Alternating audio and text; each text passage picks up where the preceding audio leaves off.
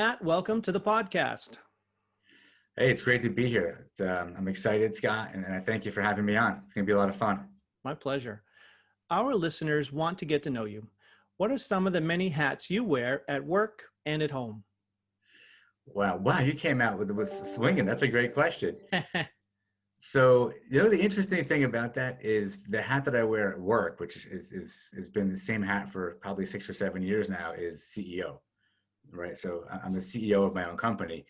And the tricky thing is, which I've had to get used to, is not being is a CEO at home.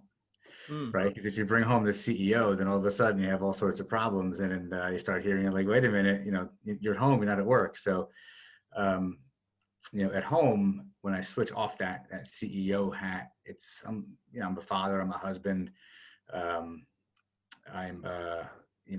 the person in the home that tries to really try to lead the family, and try to just be a role model for my family, for my wife, and for my kids, and in the community. So it's an interesting balance. There's no question about it. Mm-hmm. And I saw on your LinkedIn that you're a volunteer fireman, or you used to be, and boardman or selectman. A couple different things. So yeah, I was a volunteer fireman for 15 years. I was active, and I'm getting up there now. But I started doing that when I was in high school, when I was 18. So I did that for about 15 years, and I kind of trailed off when I met my wife. And just that point in my life, I had put in so much time, and I was so active because it really takes up a lot of your life. Mm. But it was so fulfilling. And it's like when you do anything like that and you're volunteering your time and you expect nothing in return, like you're just out there to help people and help the community. For me, it was rewarding, and it was fun. I mean, going into a building that's on fire, for me, it was fun. That might not be true for everybody. Right. The other thing that I transitioned to, which much later in life, which was more or less the past 6 years, was becoming more active into politics in the town that I was living in at the time. And it just sort of happened because I became passionate about some of the issues that were going on, Mm-hmm. high density housing and all these things that affect so many towns in the Northeast. So I kind of fell into it, and I'm not a politician. I just happen to be passionate about stuff. So, like business, like anything that I've thrown myself into, if I'm passionate about it, all of a sudden I start putting a lot of time into it, and I start getting a lot of attention. So, long story short, I ended up running two people's campaigns in my town that ran for council, and they both won, which got me a lot of attention. Coming from nowhere, I had no political background whatsoever. I came out of literally out of nowhere. So that, of course, got me the recognition, and the thanks I got, which I say like tongue in cheek, was I got appointed to be a commissioner on something called the Zoning Board of Adjustment, which in most towns and cities, those are the people that you have to go before if you want to make a change to anything, to a piece of land or to a property. And it's an interesting thing. So I did that I sat for 2 terms.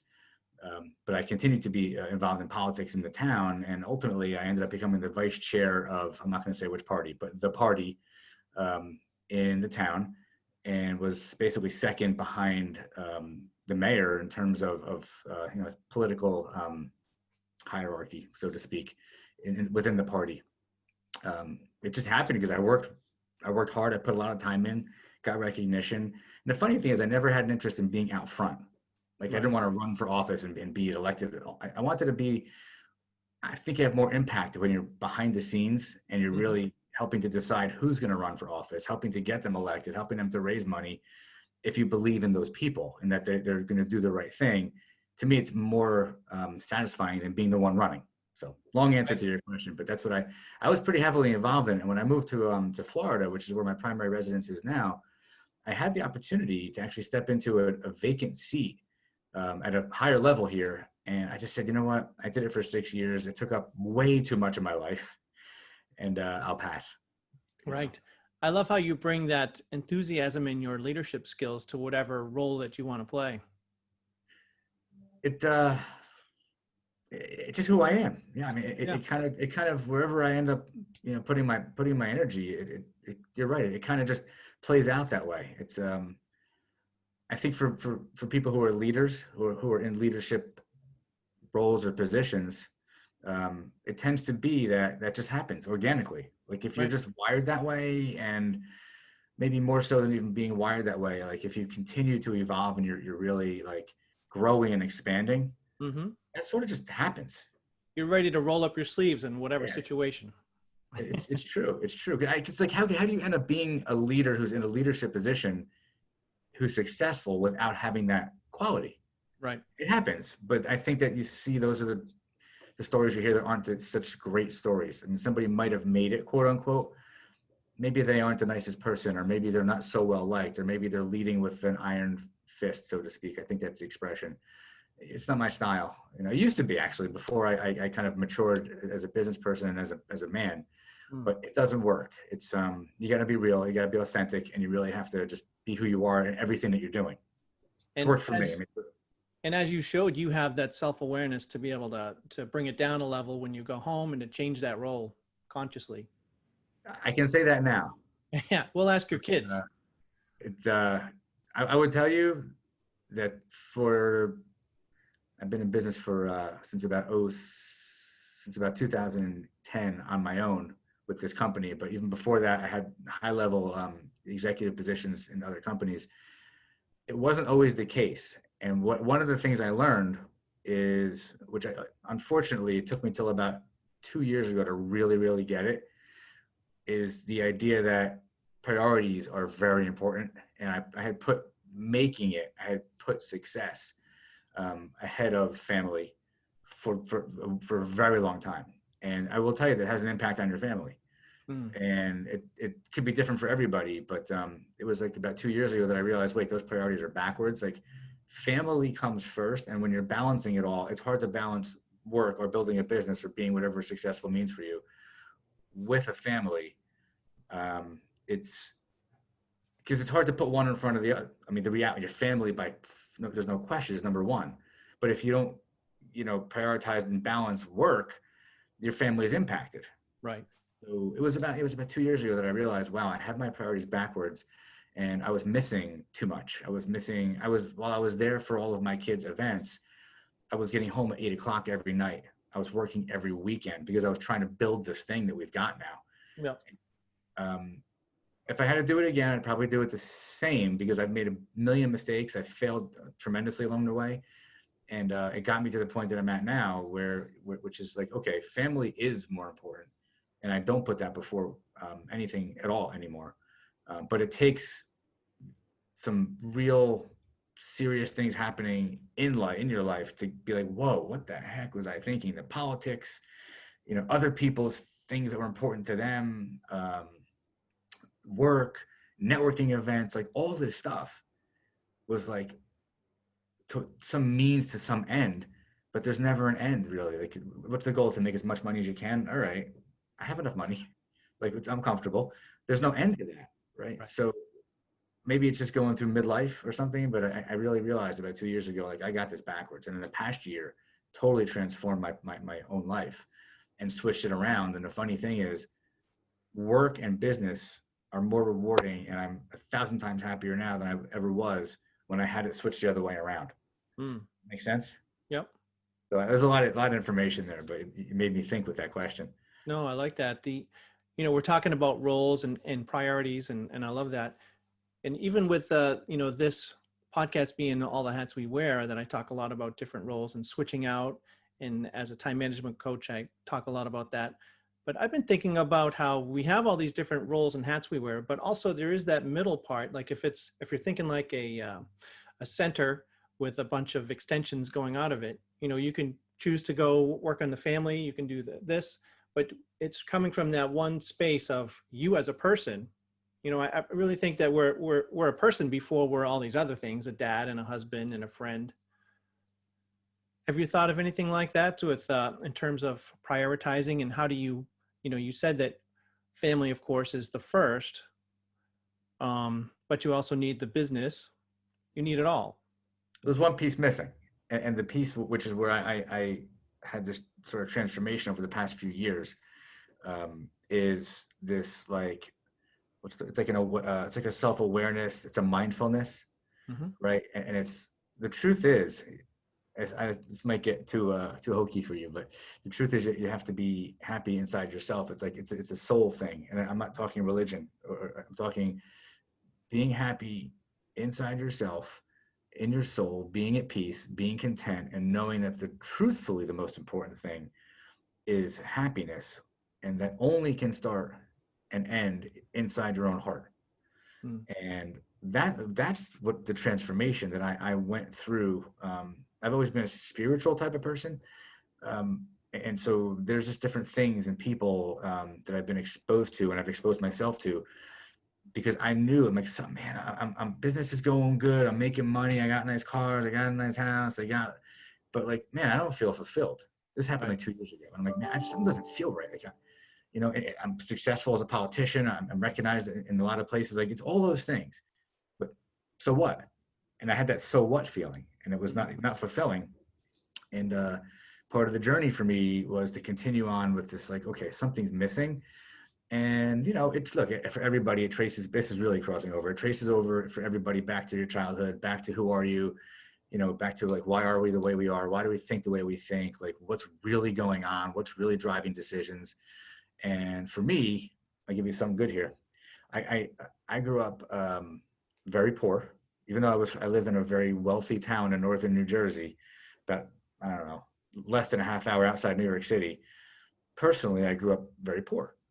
And so for me, when I was 12, my father died suddenly. It was about 3 months from cancer.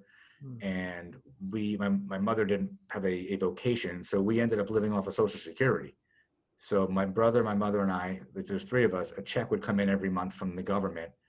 And that's how my mother would pay for everything for us. And we lived in this small garden apartment. And if we lived in a town, this is in the 70s, 80s, it was a very wealthy town. So I was the poor kid. So I grew up around all these wealthy people. I had wealthy friends. I saw these lifestyles, and I'm like, what? I don't even understand. What's going on here? And it could do one of two things. It could bum you out and it could ruin your life, or it could motivate you, and it can kind of twist and turn you in a way where, okay, I want something that I don't have. And so for decades, I was driven by, like, this wanting. And then I was always the hardest worker, no matter what I did, whether I was landscaping, whether I was digging ditches with planting trees, um, hanging gutters. I drove a truck for 2.5 years. No matter what I was doing, I was always the hardest worker. That Wow. I can't tell you where that came from, other than the fact that if I wanted a bike when I was 12 years, 13 years old, I had to work to go buy the bike. Nobody was giving me that bike. Right. It does do something to you. That what the flip side is, you get to be like me, now I'm in my late 40s. When you work and you run and you don't stop running for 34, 35 years, it's this constant running. I reached a point where I'm like, oh man, what am I running to? Or Right. what am I running from? So the transformation becomes, like, you got to search inside yourself and say, like, am I really happy? So the answer to your question is, the piece that's missing is you gotta be happy inside your soul as a spirit, so to speak. Like, you gotta just, and if there's some stuff that's gnawing away at you, if there's some other stuff from childhood, or some other stuff in your life, you got to work that out, and you got to be able to be in any moment with whoever you're with, doing whatever you're doing, or most importantly, to be by yourself and be at peace and be happy and be content and fulfilled with who you are as an individual. That's what you have to bring to this life. And Mm. that's what you have to bring to your work, to your business, to your relationships with your wife or your significant other, to your children. That is when you walk into a room and somebody has a glow and somebody has an energy and you're just kind of like drawn to them. That's what it is. That's what I think it is. So I worked on that for 2 years. I'm still working on it deeply, and it's amazing. And if you talk to people that even knew me a year ago, I get a lot of feedback from people like, "What happened to you? Like, Mm. what's going on? Like, what?" And it's interesting that law of attraction is a real thing. Like, when you really are happy and content, and your energy is in a really good, content, peaceful, real place, you don't have to try so hard. Things just kind of find you. People kind of gravitate to you. People like being around you. Business just kind of feels easier. Stress kind of melts away, because stress is self-inflicted anyway. It's not even real. Mm. Interesting.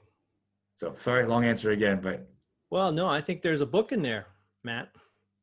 It's one of my goals. There you go.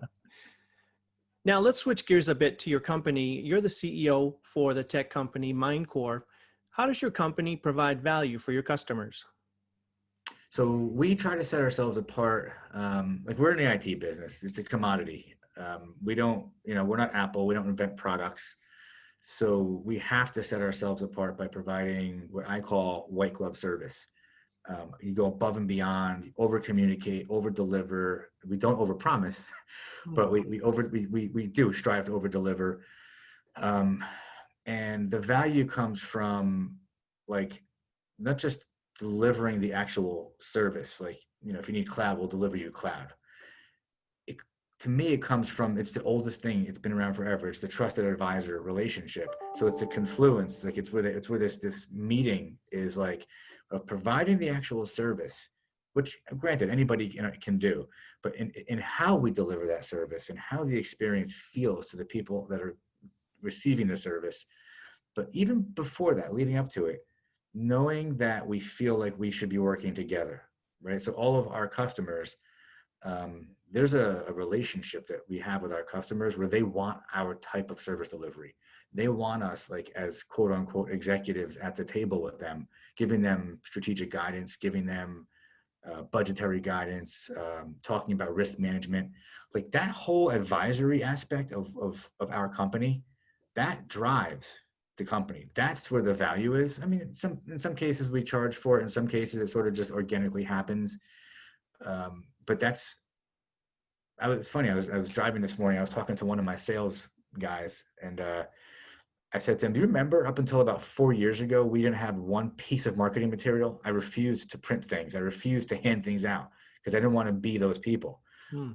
And I'm saying to you, up until 4 years ago, every client that I worked with, everybody that was a customer of ours, it was because they chose to work with us because they felt connected. They felt like it was a good fit for them. And it was never because of our website or because handing papers out or marketing. It came down to this trusted advisor, like this trusted relationship. And that comes from the passion that they feel from me and the people that work with me. It comes from the fact that they can sense that we really care about them. So, it's like for us, value isn't like in a product. The product is the end result. They're getting something, but the value is not a commodity. And it's like any service that you choose. I mean, Scott, you pick a lawyer, you pick an accountant, you pick somebody who's going to write your book, like whoever you're going to pick, you feel that there's some like really serious connection where you're on the same wavelength and you can just take them, we're going on this journey together. So for me, I'm taking you on a journey where I'm helping you figure out your business and how the technology is going to help you reach your business goals. But that's more than just like, hey, you should go in the cloud and you should use this product. It's like, I got to understand your business and I got to be able to like really connect with you. And you have to be open to listening to my guidance because I've had many businesses. I've succeeded and I've failed. I've started businesses. I've sold businesses. Yeah, I'm in the IT business. That's what I really know best. But the advisory piece that we deliver, it's pretty serious. And that's where the value is. It really is. But you have to want it. You have to want to be open to that. You can't be like, I know everything. And so I just want you to tell me what I think I want to know so that I can be right. No, as a business owner, for us to work with you and for you to feel like you're getting value, you got to be like open to like, I want your advice. Like I care about what you have to say and I believe in you. For us, that's where the value is. And that seems kind of rare for a tech business. Doesn't tech businesses usually get the stereotype that they're kind of cold, that they just, get frustrated with the customers and they just want to talk about the technology? They don't have the people Very skills. intuitive. That's very intuitive, actually. You brought that. You're 100% right. It's very uncommon. And that's actually, I did an interview 2 weeks ago for an article and somebody asked me how I built the company from nothing, from zero, just in my basement by myself. And it's that piece. It's being able to communicate with people and connect with people and speak the language that human beings understand, which is not tech. Right. I spent, I forget how many years it was. I worked for an advertising. I worked for a company that was a holding company. They're a public company. At the time when I was there, they were a $2 billion company. This is relevant to your question. They I climbed the ladder there from pretty much the bottom to, and at the end of my time there, I ended up being the IT director. And I was in charge of like 35 people. I ran 8 business units throughout New York City. And, it was because I was able to communicate with people and be around these executives at this global headquarters and to connect with them and to connect with all these people who were just in this caliber, this C-suite of people I had never been around before. I learned a lot about how to really communicate and deal with people and to connect with people and to find common ground with people, to listen with, listening to people. People want to be understood. I learned how to listen to understand people and to connect with people, not just in their words, even how they feel. Mm. And I had it in me, but working in that environment around those people helped me to kind of really get in touch with that. And over the years, that's really what actually began to set me apart and set my company apart. And even when I hire people today, I give everybody DISC assessments, behavior assessments, and personality assessments. Doesn't mean they're right or wrong. It just, I strive to have people around me who really can connect with other people. And that's not common in our business. Mm. It's not common at all. It's very frustrating for most people in business who are using a business like ours to deliver a service, and they feel misunderstood a lot and they feel disappointed a lot.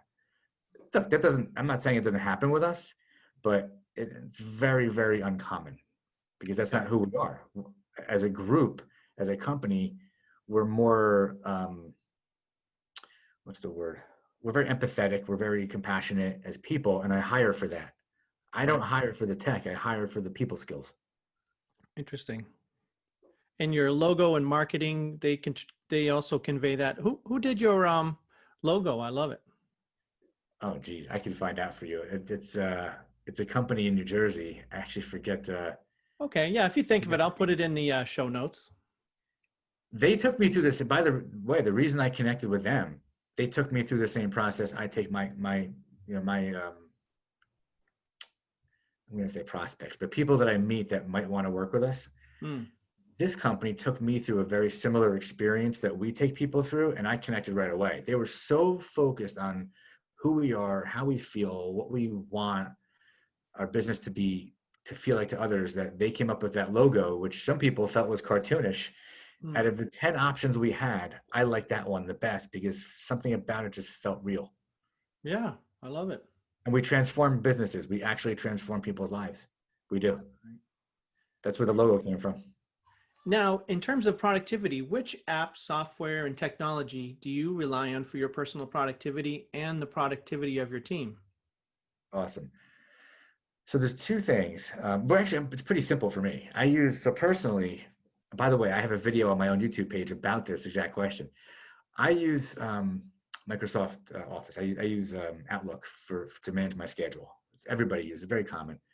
And it's the way that it's the way that I manage my schedule that works for me. So I don't keep things in my inbox. I turn things into actionable items.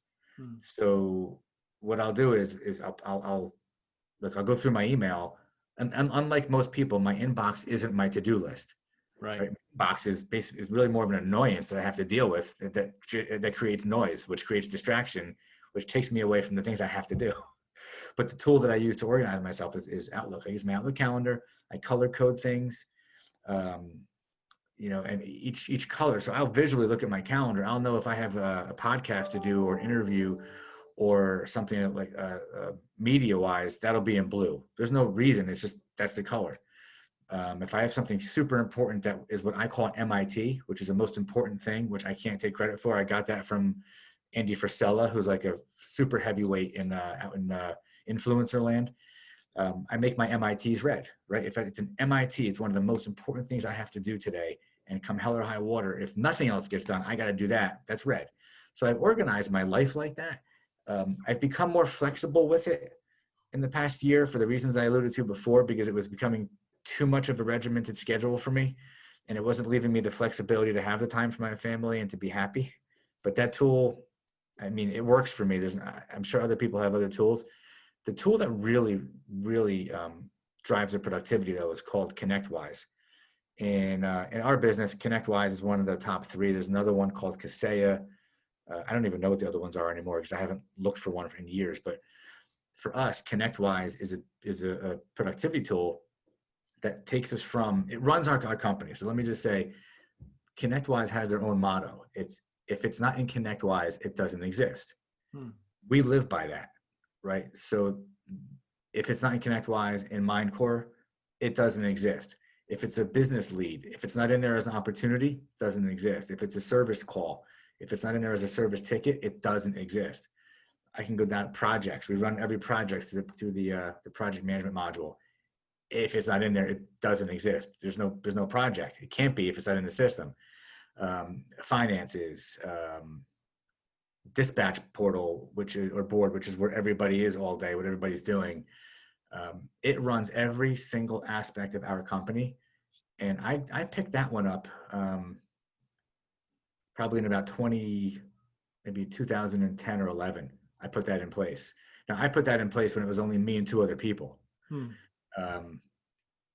Luckily, over the years, the companies that I acquired were also using it. So it made the acquisitions easier because I could suck the account lists in and all the historical information in. So, but for us, it's a flow. And it goes from, we meet somebody, they become an opportunity. If it's a business opportunity, it turns into a quote, which happens in there, which turns into a sale if we close the deal, which turns into a customer, which turns into a whole flow of creating a customer, from contact information to financial information to any special, what they like to eat for breakfast, whatever we're going to put in there. Hmm. And it goes from there right into servicing them, right into configurations, like every single thing about their company. I mean, technically, firewall, switches, servers, every piece of information gets put in. So, for example, if somebody has a warranty on a server that's going to expire in 2021, in January, we know 60 days in advance because the system opens up a ticket, tells us, gives them a quote. It's this unbelievable workflow. I'll say this. When you asked me before, one of the things, maybe you said what sets us apart or what's the value, we use the system really, I mean, we don't use 100% of its capability, but we take it pretty far. And I will tell you that in my business, in our industry, I have yet to come across another IT company that uses it to the depth and the power of what it has, to the point that I actually hired somebody. I had a guy who was with me he's been with me since it was just me. He was a consultant that used to do websites for me. Guy's brilliant. He's an unbelievable programmer and he thinks like I think. So what I've done over the years is I brought him on full time and made him our head of process and workflow. My company has a process and a workflow for every possible thing you can imagine in this business. And the reason I have that is for us to be fast, smart, work smart, not hard, for us to be streamlined. I don't want everybody in my company to have to think during the day. I want things to be automated. I want them to just be like, oh, we need a quote. All right, we do this. We do boom, boom, boom. This one gets an automatic email. This one gets notified. We've gone as far as building a custom dashboard that doesn't even exist. I mean, ConnectWise doesn't even sell this. I've actually toyed with selling this as a product, but I don't want to give it out to people. Yeah. There's a dashboard that I use and that we use to run the company. Every piece of managerial data that I could possibly need about my company to tell me if we're efficient or inefficient comes out of the data that goes into the system. And I can tell literally within a 2-week period if our billing is off. I can go right down to where did we lose time. I can tell like right down to the hour where we lost time. That's been built over the past 10 years. And it's this gentleman that works for me, who understands how I want to see the business as an owner.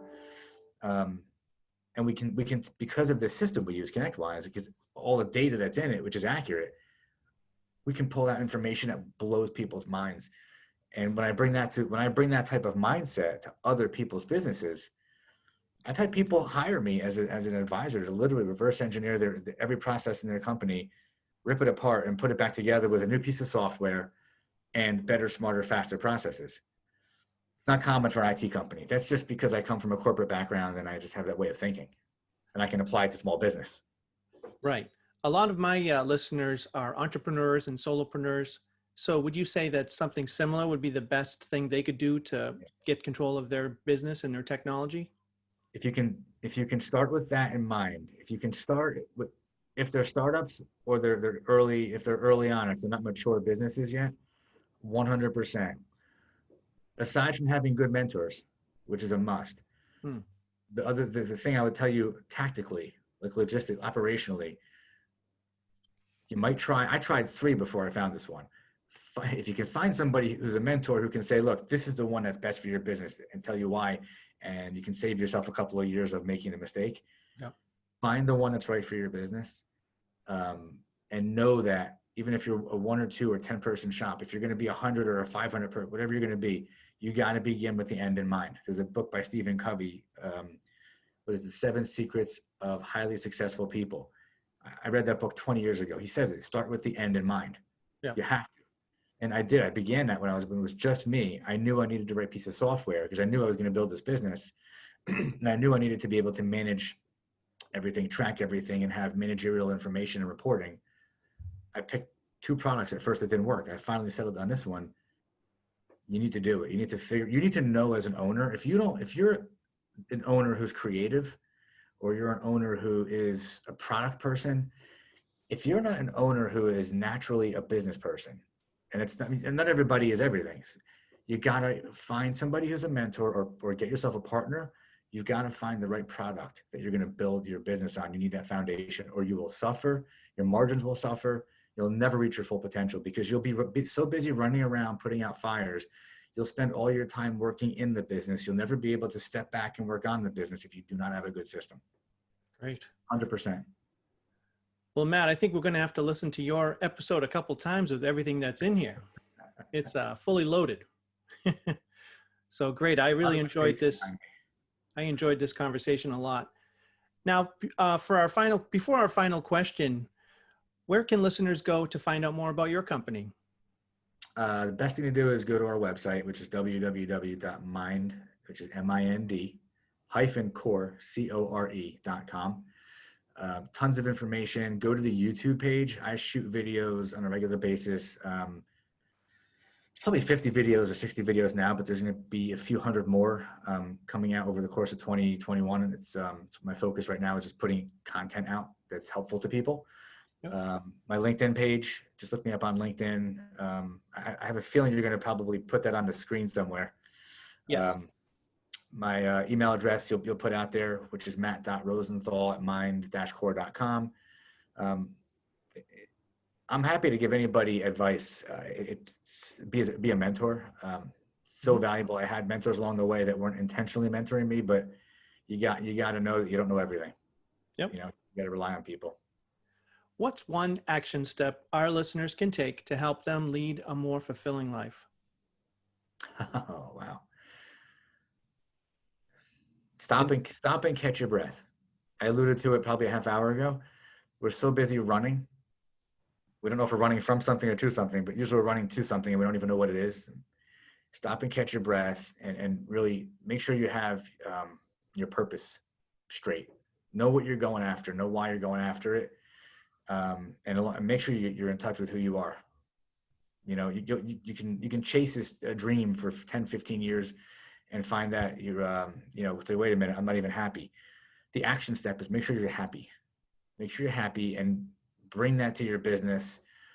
And add something else in there. If you're an owner or you're a leader in your business, the most important thing, it's hard to balance this to decide which one is most important, but the most important thing is your employees. It's the people that work with you.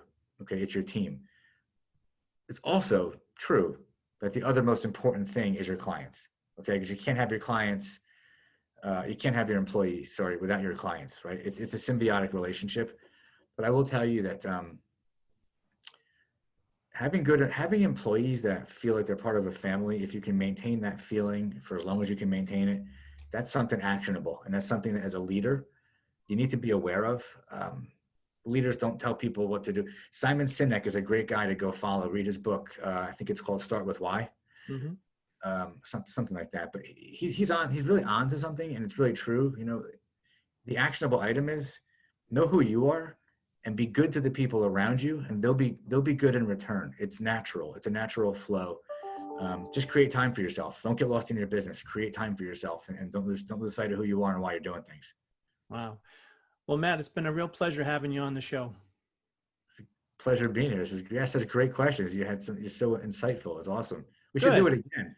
There's about 15 more things I want to talk about with you. We should do it again. Right. All right. Well, let's do it again then. Awesome. Well, listen, I appreciate that you gave me the time, and hopefully whoever listens to this and whoever follows you, they get some value out of it. That's my hope. Great. Perfect.